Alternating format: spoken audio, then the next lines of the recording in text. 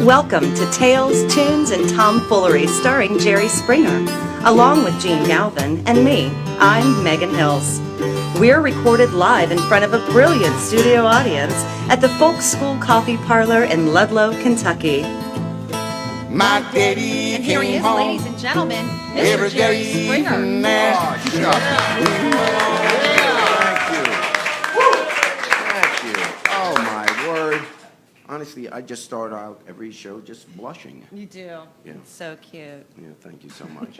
Hey, we ought to say right away, look, most people that, listen to our podcasts, they don't listen to it live. Although they can. They can. You can listen to it on Facebook. At jerryspringer.com or Facebook Or Live. Facebook Or Live. Facebook Live. If they go to our Jerry Springer Facebook page and like it, then it'll Yeah. come to them. But go ahead with Super. your point. Okay, so you can listen to it live. And today, as we're doing it live, it is Wednesday, November 2nd. So it is 6 days before the election. When this gets up on our archives The website, archive, right? Should be next Tuesday. next Tuesday, it'll be the actual election day. So obviously, some of whatever we say today, we're saying before we know what the outcome of the election is. So when you see this, we're either be back here or we'll be in Canada. So, Or boarding Jerry's plane to go to yeah. Canada. So that'll be the best way you'll know what happened with the election. He promised Gene and I a spot on that plane. Well, so. no, watch how this works. How did Okay, so if Trump wins and we all go to Canada, bite your tongue? will Shut will up, shut we, Megan and I and our extended families, because we have to select, this is like the Russian Revolution, we have Yes. to take our families with us, Oh. because they're going to hurt our families. We have extra security because people will be storming my plane trying to get Exactly. on. That's true. May we please ride, because I've never been on your plane. She's never been anywhere near your plane. I saw Nope. it once from a distance, looking through a chain link fence It'll at an take airport. more than a Trump victory to change that. Megan, that's what I was thinking. Wow. Wow. I'm on though, right, Jerry? Oh, Megan, you're coming. Okay. Thanks, Jerry. Gene, take Well- the Ludlow City bus. To It Canada. goes right to Toronto. You know, I have to tell you, it's not the played, only dear. way you're hurting me. So I get Oh, this. I don't mean to hurt I you. get this call from corporate. I've been getting emails now that there was a call, and it was an extended conversation, and I probably said 3 words: hello, I don't goodbye, like and those. and maybe 2 more. I'm sorry. They keep calling you? They have said to me, I'm gonna sort of give them close. This is close to a direct quote. You are the producer of the Jerry Springer podcast, and Right. I'm all proud of that. Yes, I am the producer.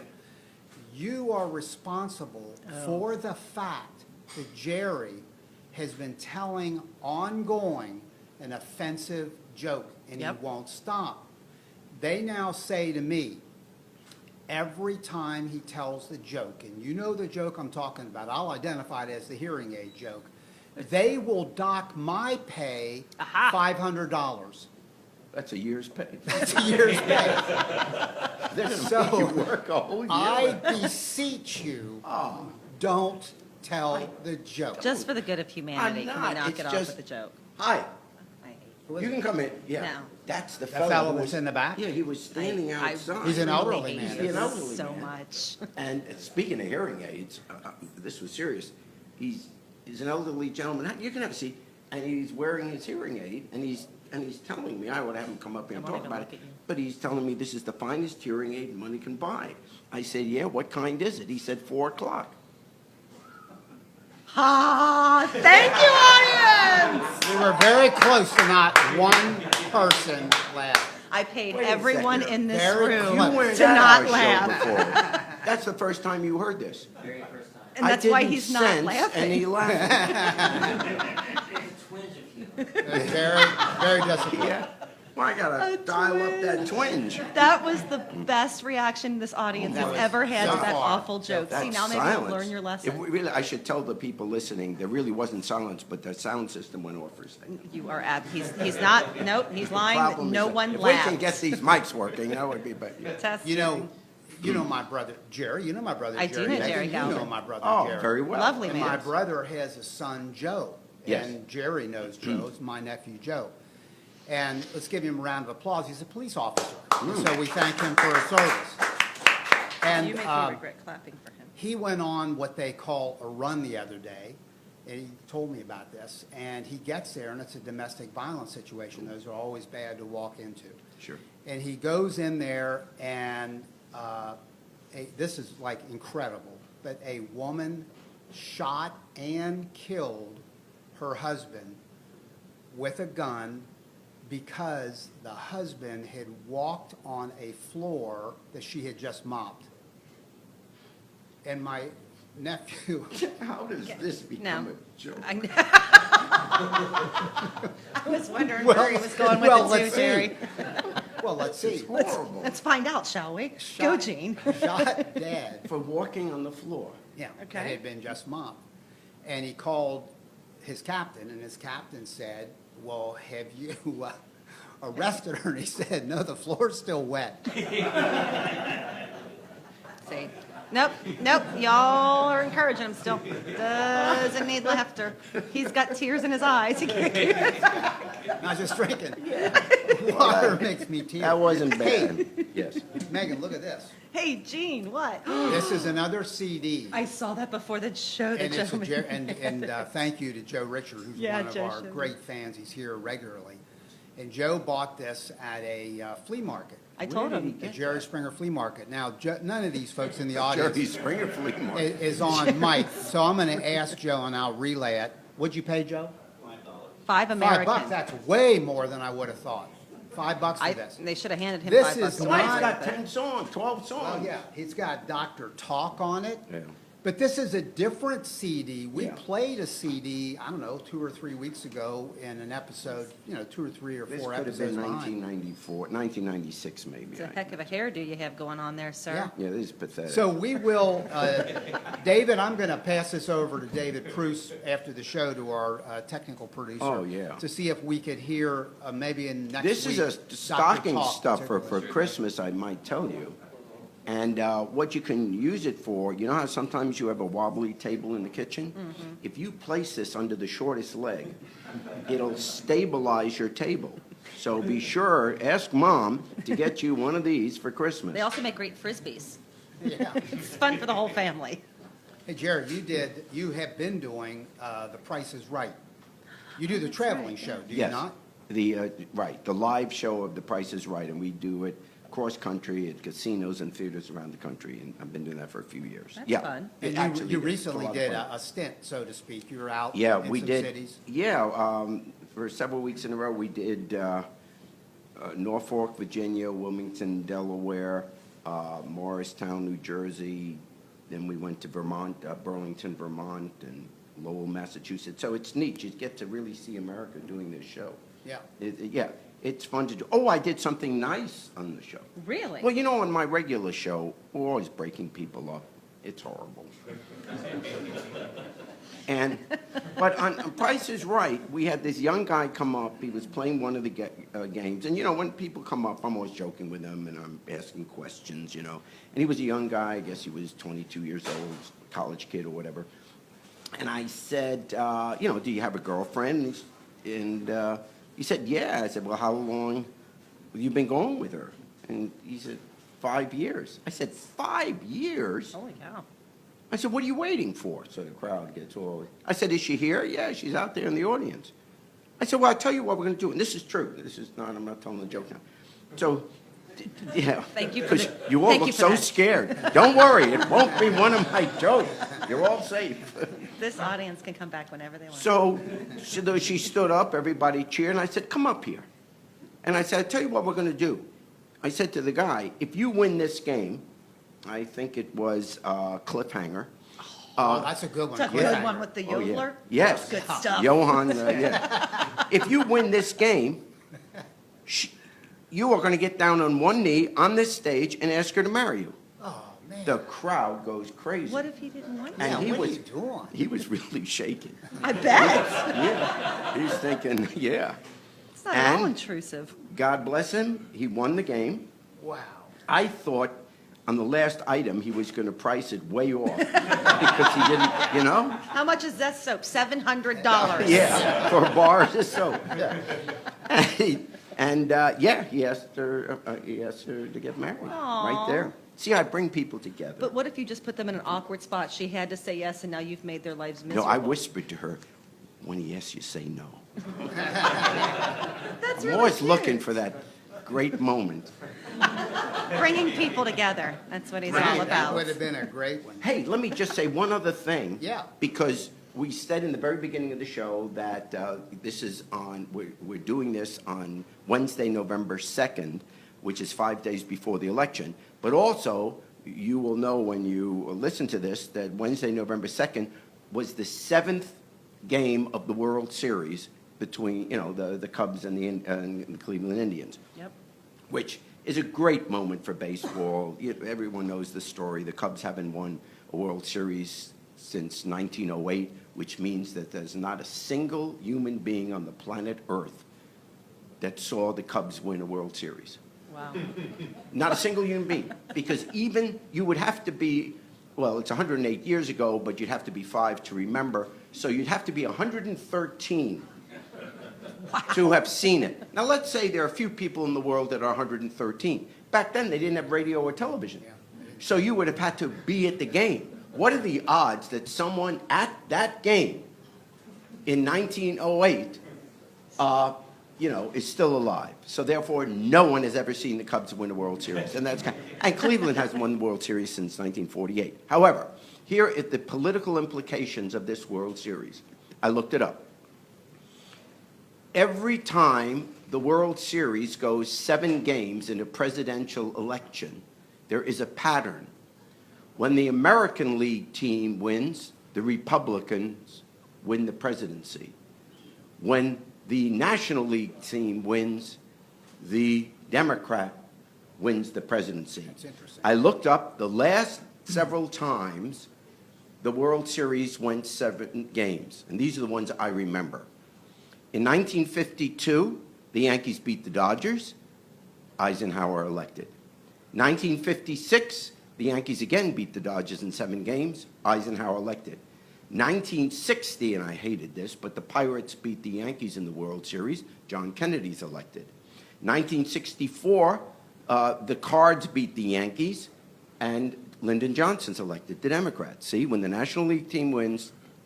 And then the last 2, in 68, the Tigers beat the Cardinals, so American League team, Nixon wins. And in 1972, the Oakland A's won, and once again, American League, Nixon wins. Therefore, we don't know what happened, but if the Cubs don't win, we've got Trump. And Cleveland has 2 victories, like 2 national titles in Cleveland. And I'm really for Cleveland, because I'm. Yeah, I know. Well, we're Buckeyes. I totally get it. Yeah. But I'm just saying not it now. has Now I'm implications. not. It's going to be interesting when people ultimately listen to this, whether that it still That's interesting. remains Where did you true. find that's an interesting fact? I have a lot of time on my hands. Clearly. That's an interesting factoid. You're a weird man. Speaking of Trump. Yeah, what's new? Speaking of Trump, so I did this, I'm a cyclist, so I did this bike ride last week. And there's a trail called the Ohio to Erie Trail. So we're talking bicycles, not motorcycles. And so this Ohio to Erie Trail goes from the Ohio River to Lake Erie, and it goes through Cincinnati, Columbus, Akron, Cleveland. But most of it, 70% of it's on bike trail. So in a town near Columbus, I won't name the town, in a beautiful rural town, kind of reminded you, if you're old enough to remember, Leave It to Beaver. It was one of those kinds of towns, picket fences. And I prearranged to stay on that night at a B&B. And the riders, everybody had a room. We got there, sight unseen, place was spectacular. Big old brick Victorian house, and beautifully kept. And right in the front, Jerry and Megan, was a big old Trump sign. No. Womp. And yeah, I'm telling you. And my wife had a business for years. Yeah. And she had a dance studio, and she was on prime thoroughfare.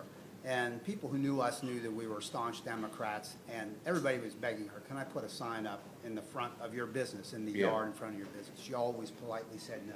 You just don't mix business. Nobody knew. She didn't care what your politics were. If your kid wanted to learn how to dance and you paid tuition, come on in. Exactly.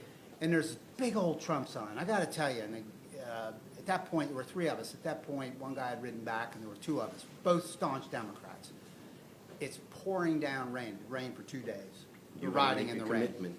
Did you want to be dry, or did you want to Pouring be down. Stay in the honest Trump to your house. values? I'm telling you, I'm staring at that You sign. came in out of the rain. He stayed at the, here's, spoiler We'll alert. stay at the She Trump went place inside. because it's got a roof. Yeah. If it was Trump Tower, would you have gone in? Absolutely, It's he raining would. really hard. So we go in, I said to my buddy, I said, look, on tomorrow morning at breakfast, because the woman that owns it, she dealt with us, and she was gonna do breakfast the next day. I said, when you're done with breakfast, just sort of slide back up to your room, pack up your gear, because I'm gonna have a chat with her. And you're going to want to get out quickly. Well, I did, you know what, it was more, I didn't want to disrespect her unnecessarily. Right. This conversation needed to be between two people and not within A on. group dynamic, yeah. So he did that, finished, it was a great breakfast too, by the way. Sure, Trump people eat well. Because And you're then- suffering, Jer. We had a conversation, and it went, I said, you know, so, she doesn't know my politics. Yeah. So I said, so you got this Trump sign out front? And then she paused and looked at me like, oh, this could be crap. trouble, yeah. Maybe this is the first time or the 10th time or whatever. And I said, I'm really, really, really for Hillary. And I said, and we're going to whip your ass anyway. I said that to her. Yeah. But set that aside. So I said, I'll call you if you want on November 10th, No. 9th. I'll call you, thank you, because I was going to go on the 9th. Thanks a lot. So I'll call you if you want to have a chat, but no. And I said, why are you doing this? And she said she calculated, and the town was full of Trump signs. Yeah. And if it was Jeb Bush, there might have been double or triple the signs, because I don't see as many Trump signs as otherwise, because he's a freaking idiot. And if it was a normal candidate, it would be deluged. Right. But anyway, it ended with, we just had a conversation about why do you do this? And she was kind of embarrassed. I don't know that she's ever been confronted, but I will say we just shouldn't do that. We should not, in a business, put up signs that are that partisan on either side of the aisle. Wouldn't you agree? I just don't think Yeah. in a business you should do that. Yeah, I mean, Keep it your- doesn't make, If you want customers, yeah, it doesn't make mean, any business. Because the truth is, I just know what I'm like, and I'm not necessarily proud of this particular fact, but I just know how upset I'm getting in these last few weeks that I honestly wouldn't stay there. I just know me. You know, you would have gotten on your bike in the rain. First of all, would you No, be out there in the rain? No, I would have gotten back in the limo. And as the With the bike driver, and the rack on the back of Could the you limo. turn the wipers on, please? Well, I have to pick up the phone so the driver in the front can hear it. the struggle is real for you, Jerry. The Yeah, struggle that's is right. real. Yeah, I know this is terrible to say. I mean, because it's not rational. I'm sure a couple of weeks after the election, I'll calm down and everything. But I really do have trouble with Trump supporters, particularly those who I believe should know better, who should know better. I mean, I can understand if someone doesn't like Hillary Clinton. Okay, that's an honest political debate. Is she too liberal? Is she, whatever. We can have differences on that. But it's not like we don't know what Trump believes in just terms of being a human being. When Obama says on the ballot is not Trump, but it's decency. It's, it's, we know what he thinks about African Americans, Hispanics, women, etc. If you know that's what he's like, what kind of an excuse can you possibly make to say, well, I'm still going to vote for him? And I just think, and I say this to family members, so I'm not hiding behind it. I just think, when Hillary said these people are deplorable, they're not deplorable. But supporting Trump is deplorable if you have the values that this should not be what America stands for. The President of the United States should not be someone who totally disrespects women, people of color, people of different nationalities. It's like, oh, God, that's awful. You'd be embarrassed to tell your mother that you believed things like that. And that's why I get so worked up about the Trump thing. I never felt like this when Obama was running against Romney. I never felt like this with Bush. I was really angry about the war, but I don't ever remember. We were doing the radio shows. Yep. And I remember always being kind of nice to Bush, even Yeah. though I really disagreed were, with him on yeah. the war. I hated his position on the Yeah. war, but I never thought he was a bad human being. Yeah. And the radio show was Springer on the Radio, part of Air America a few Yeah. years back. Hey, by the way, Facebook, and this relates a little bit to having a political sign in front of your business. I hate dealing with politics on Facebook or other social media. Twitter, I don't know. It just Yeah. annoys me. So there's somebody, and I just cut this person off. They're gone. But started to run this rant about Catholics for Trump. And they don't say anything good about Trump. They say stuff about Hillary. How dare you vote for Hillary if you're I happen to be Roman Catholic, raised Roman Catholic. Megan was too. And Jerry, we are pulling It's for you shocking, to I get know. into heaven. I swear to God, I'll vouch. No, I don't know if I'll vouch for you. You should hope I get into heaven, because if I get into heaven, you're all going. It's very true. Pray for me. That's true. But how could you be a religious person, whether it's evangelical, Catholic, whatever, Presbyterian, I don't care what it is, and be for a guy that behaves the way he behaves in pretty much real time? I mean, it's not that far back. The tape Yeah, we saw. it's not, gee, I him made a with mistake Billy in Bush. life. It's that this is what he It- currently yeah, believes, I mean, the acts. It's what he believes. It's the way he's behaved. It's how he deals with women, the things that he says. I just don't get it. But anyway, it makes me think of when you die, since you brought up dying and going to heaven, what should be on your tombstone? Because I've you're already gonna- decided. Oh, have you? What do you think should be on your Oh, tombstone? yeah, because, we're getting close. No, what I want to do, and maybe it's the showbiz in me, but I want to have, my gravestone will be, let's say, here, and then I want it surrounded by 4 rows of bleachers with, on a 3-sided bleacher. In Yeah. other words, a row of bleachers on each Amphitheater side. style. Yeah. Yeah. And on top of the tombstone should be a TV screen that will show all my shows nonstop. Because it's A big loop. we have a loop the shows. We have 5,000 shows over the years. So just so you know how kids go to cemeteries on Friday nights. Yeah. So it's a place to hang out when we were kids. Wait a second. Wait, what? Hold up. Well, In New what? York. Well, if you wanted a, Like go make out or kids to go- something with Yeah, your you go to find a dark place. You've never been to a cemetery to do that? Absolutely Well, no. you never parked with anybody all through high school or college. No, but sometimes kids would hang out. Today they Parked probably with, hang out holy cow. to, smoke Yeah, weed. holy cow. Yeah. But anyway, so Well, wait a the minute, kids. check it'd be that. a You nice never Friday- smoked any weed at a cemetery? didn't. No, of course Actually, not. I've never smoked weed in a cemetery. What kind of person are you? No, I don't know. It's awful. I was asking. Anyway, what you were Yeah. saying. Dear God. So, well, at cremations you can. Because they light it up. So, They light it up. so anyway, so it would be 4 rows of bleachers in an amphitheater kind of environment, a screen on top where they run the show, and then on my tombstone, it would simply say, "I won't be right back." I think it should be much simpler. I think it should just be a big old Is that square pretty headstone that says "My bad." And I like Jerry that too, Springer. man. I like that too, man. That's good. My bad. So when we go around, because we're looking for a place, you get to be in your 70s, you start Wait a minute, you're looking for a plots. place, you're looking for a plot? Yeah, yeah. Wow. So That's you heavy. haven't found a plot yet?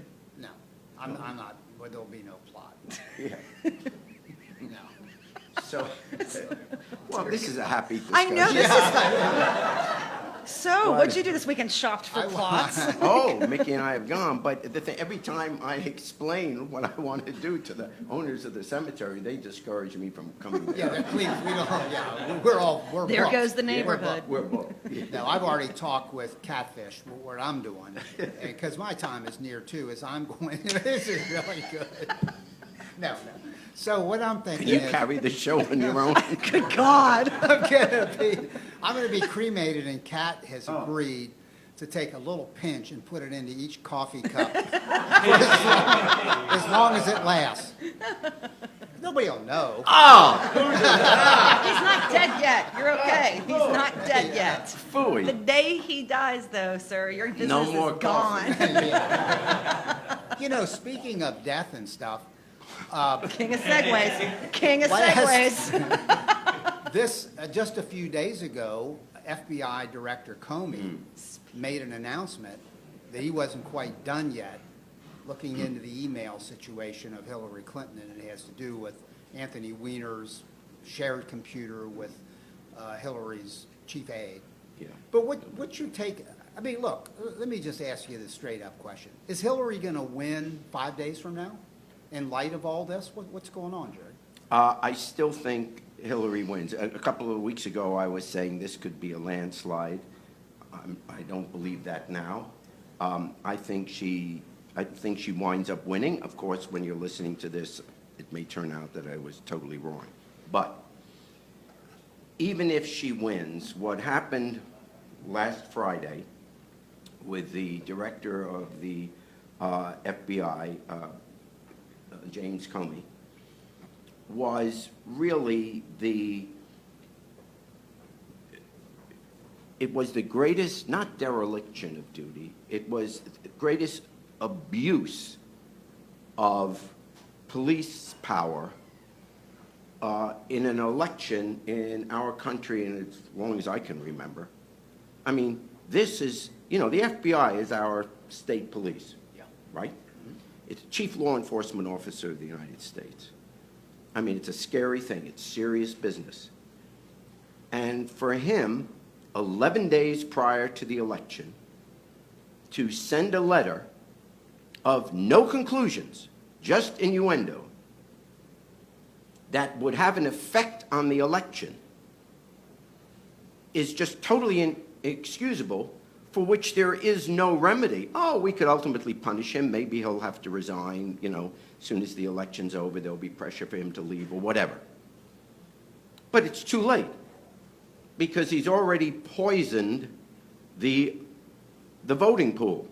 I don't know, by the time you listen to this, Hillary might have won anyway. But it clearly affects some people. Now, when I say what he did was an abuse of power, think of all the things, and we'll go through the process of what he did. First of all, understand how the system works. The FBI investigates. Federal Bureau of Investigation. Their job is in secret, in privacy, out of the public eye, to investigate any information they get that could result in a crime. They are to investigate it. When they reach a conclusion, there are only two conclusions, excuse me, there are only two conclusions they can reach. Either there's no grounds for a prosecution, or they believe they have evidence to get an indictment. Now, if they believe they have evidence that would support an indictment, they still don't make an announcement. They then go to the Justice Department, and the Justice Department, this is how, by the way, it's at the state level, the same thing.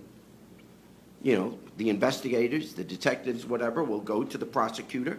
The prosecutor will make a decision about whether or not to bring it to a grand jury. So if Comey had evidence of a crime, he then goes to the Justice Department, presents it to the Justice Department once again in privacy, then the Justice Department makes a decision. The Justice Department might say, this is very good evidence, we'll bring it to a grand jury. Then the next step is the grand jury either decides to give an indictment or to dismiss it. If there's an indictment, that's when you have the first announcement of the commission of what the state believes is a crime, and ultimately, of course, a jury will determine guilt or innocence. That is the process.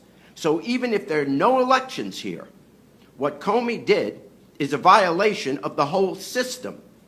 Forget the fact that there's an election. He just never should do that anyway. So now he does this. and we have the trial, or the decision should be made whether or not there's going to be a trial. But here's where I think he has impugned the integrity of the whole FBI. And this was a man who had a reputation for integrity. Now, I don't know if he did this on purpose, but he's a bright guy. And I got to think, if he's not trying to do anything that's criminal, he's certainly doing something that's political. What is the evidence? Just let's go through the things that he's done. In September, he appeared before the Congress in the Senate. You remember when, after Hillary had testified, he appeared and said, the FBI has investigated and decided that no crime was committed. That is all he had to say. And then on his own, he offers an opinion. Even if asked, he should not have answered, when he gave an opinion saying she was very sloppy. It's not his business. That's a political judgment we, the people, will make as to whether or not she was a sloppy Secretary of State or a good Secretary of State. His only job is to decide whether or not a crime has been committed, or his belief that a crime. And when he said there is no crime committed here, end of story. Keep your mouth shut about the rest of the stuff, because we're 60 days before an election back then, and we're not interested in your opinion. You are the chief law enforcement officer of the United States. You don't render an opinion on this. Now, that's the first bit of evidence that he's being political. Next thing. A few weeks ago, because of all the hacking that was going on of Democratic headquarters, Democratic emails, etc., the government investigated and came out, I think it was about 5 weeks ago, with a determination that the hacking of the Democratic Party here in the United States was done by the Russians. And all the departments involved signed off on it. That's the conclusion they made. They didn't necessarily make the conclusion that they wanted Trump to win, but certainly enough to mess up this election and show the world that, democracy doesn't work. The only department head that didn't sign that was Comey, the director of the FBI. And the reason he gave is it's only 6 weeks before an election, and I don't want to be political. What? That was his stated reason, written reason. He didn't think the FBI should get involved this close to an election. That's a quote. Didn't think the FBI should be involved this close to an election. So he wouldn't sign the thing that they actually had evidence of, that our government believes that the Russians were behind the hacking. So you're starting to see, wait a second, does he have a political agenda? Why would he give a political opinion on her sloppiness 2 months ago, and then 2 or 3 weeks later say he doesn't want to get involved politically? Now we go to the third thing. This past Friday, if he didn't want to get political this close to an election, what did he think this letter did? And please understand what this letter said. This letter didn't say they have evidence of a crime. In fact, he hadn't even seen the emails on Huma Abedin's computer. What do you call it? Server. Yeah. Hadn't even seen the emails. So how does he know anything is bad about that? He hadn't seen it. And yet he sends the letter raising all this question. Oh, there goes Hillary with the emails again. So he hadn't seen it. It looks like it could very well have just been copies of what the FBI already has.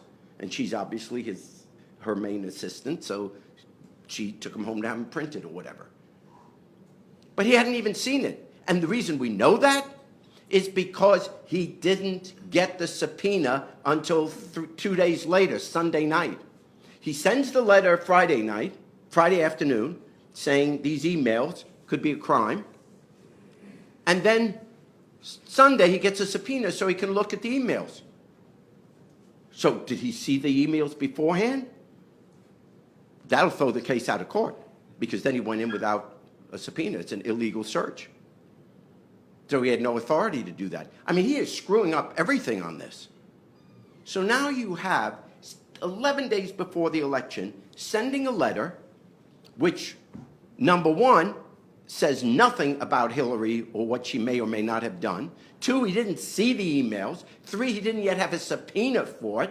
And 4, knowing full well that there is no way on earth that all of this can be investigated by next Tuesday.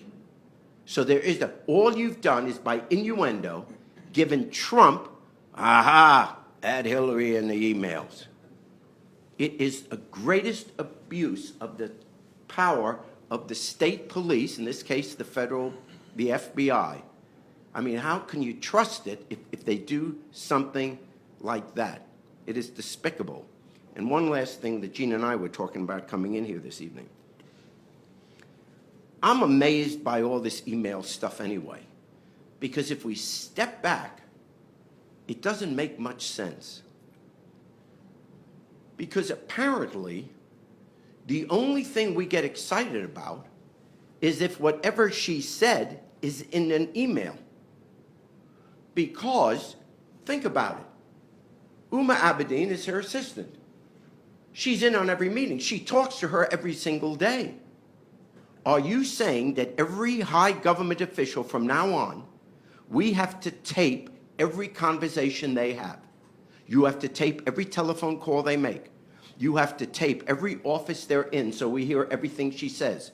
Because if the crime is dispensing information to somebody that shouldn't have it, then why is it only a crime if it's written down? Think about it. Why is it only a crime if it's in an email? Do you not think that world leaders, secretaries of state, ambassadors have private meetings when they're talking about all kinds of things? When she's having a conversation with some ambassador, is she supposed to remember every single piece of information she ever received? And did that piece of information happen to come on a piece of paper that had a C on it? I mean, is this pure nonsense? We have created a political issue here because of new technology of emails that makes no sense. Can you imagine if we had this during World War II? Do you think that Franklin Roosevelt and Winston Churchill had no conversations of things that were kind of confidential? I mean, this is insane. And they're using this, that she might have had it on her server or on her home computer. She happens to be married to someone that isn't a real nice guy, that Wiener guy. Got it. But then let's say, from now on, anyone in a high government position may not have a spouse. Because even if Wiener did nothing wrong ever, she sleeps with him. You don't think their conversations at home? How was your day? Well, don't tell anyone, but I just... Well, what are we thinking? These conversations don't take place. So we got to grow up. And let's be honest, this whole email thing is brought up by people that don't like Hillary Clinton. There is not one person in America that ever lost a night's sleep based on the fact that she used one server rather than another one. Let's be honest. Did you ever lose a night's sleep because you thought, oh my God, what if she used that server? This whole issue is nonsense. All right.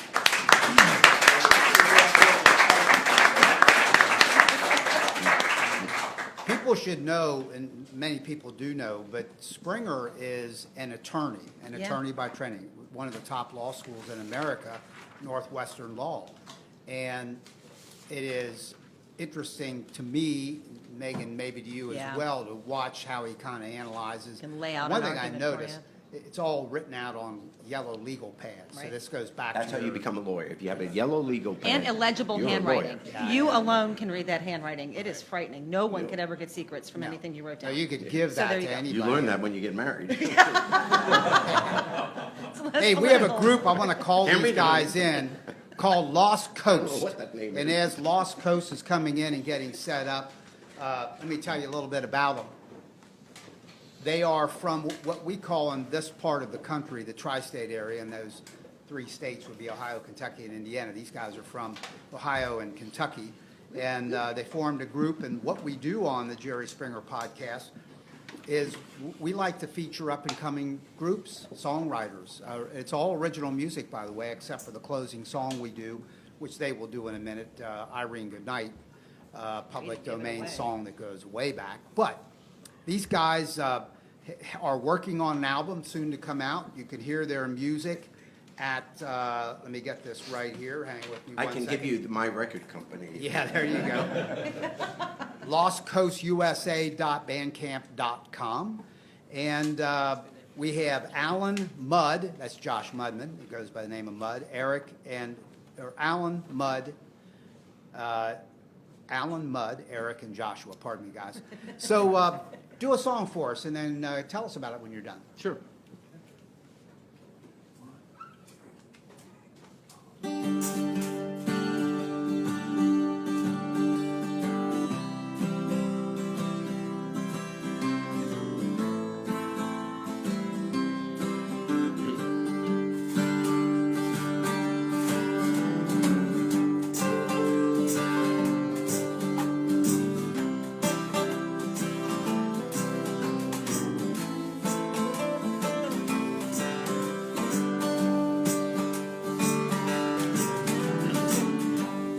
Love it echoes through the canyon,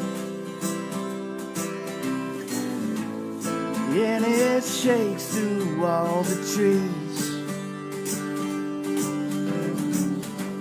As long as you are my companion, we got everything we need. We got faith and understanding, had our share of tragedy. As long as we are hand in hand, then we got everything we need. Oh, mama never felt so safe. Oh, mama never felt so safe. As I do in your arms, I drift away.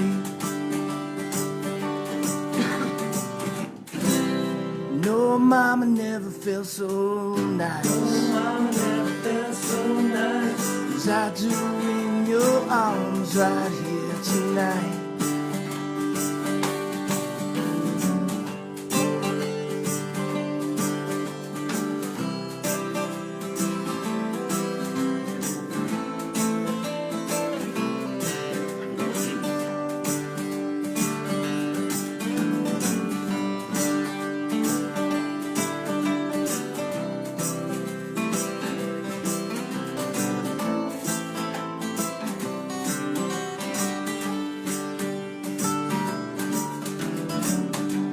See those storm clouds are raging.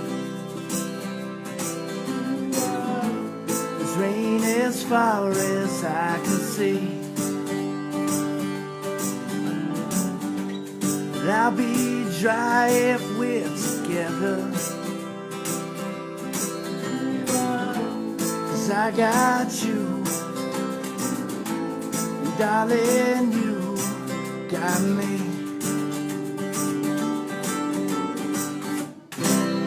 No, mama never felt so safe. No, mama never felt so safe. As I do in your arms, I drift away.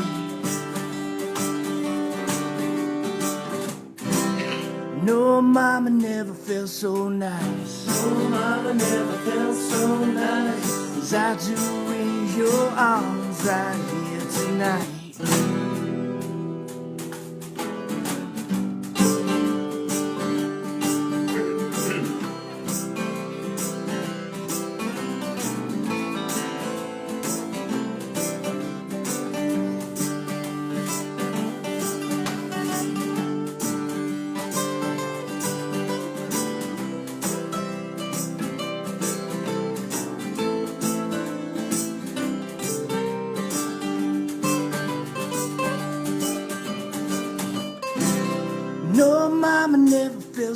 safe. Your mama never felt so safe as I do in your arms. I drift away.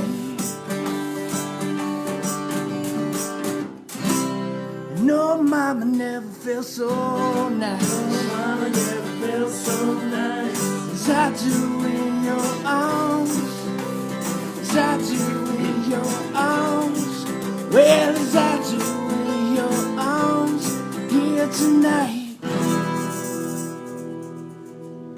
Bravo! Thank you.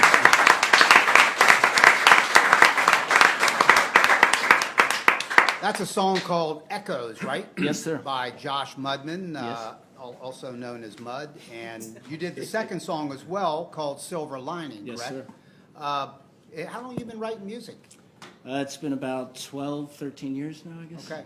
And you guys formed how? Because I know you come from two states, but we're right on the border, obviously. Yeah.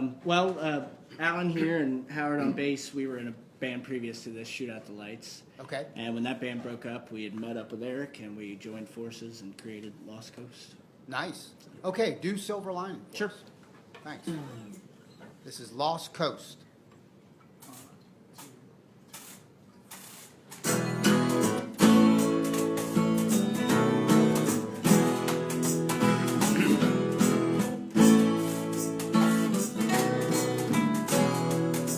Well, I just wanna be your silver lining. There's more to life than just surviving and getting by.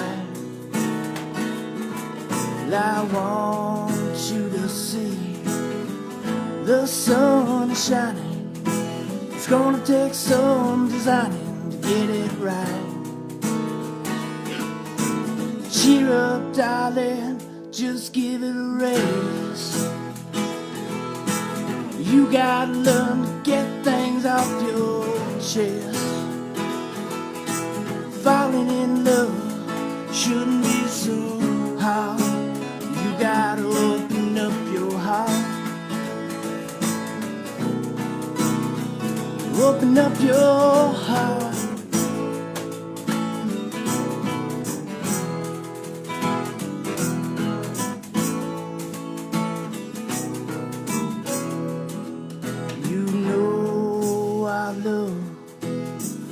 Is worth the finding. You're trying to find peace of mind in the malaise. Because to me, you are a diamond. You just have trouble shining through the haze. And cheer up, darling, just give it a rest. You gotta learn to get things off your chest. Falling in love shouldn't be so hard. You gotta open up your heart. Open up your heart.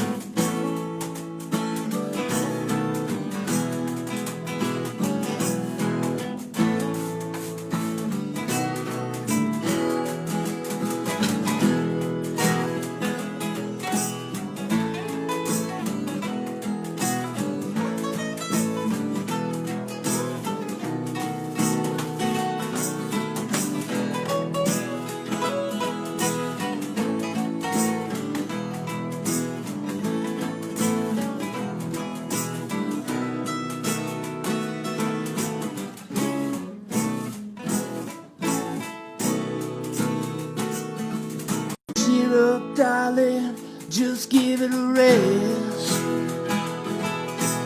You gotta learn to get things off your chest. Falling in love shouldn't be so hard. You gotta open up your heart.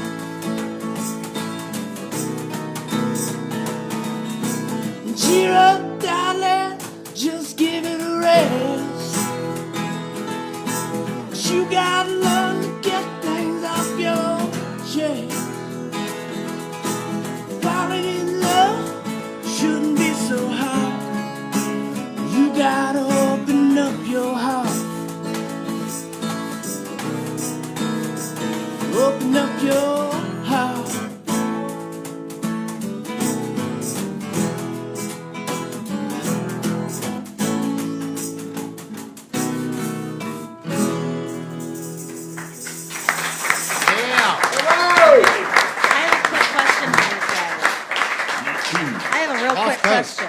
so which one of you is Alan?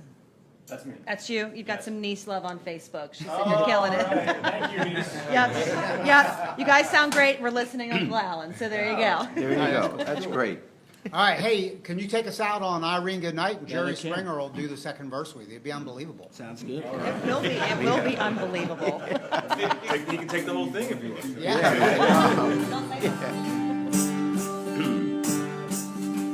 Last Saturday night I got married.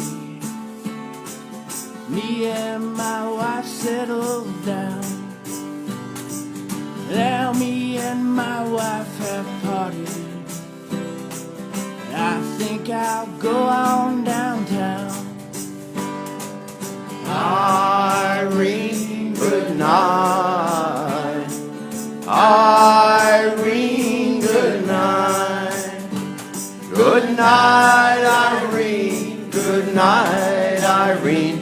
I'll see you in my dreams. Jerry Springer. Sometimes I live in the country, and sometimes I live in town.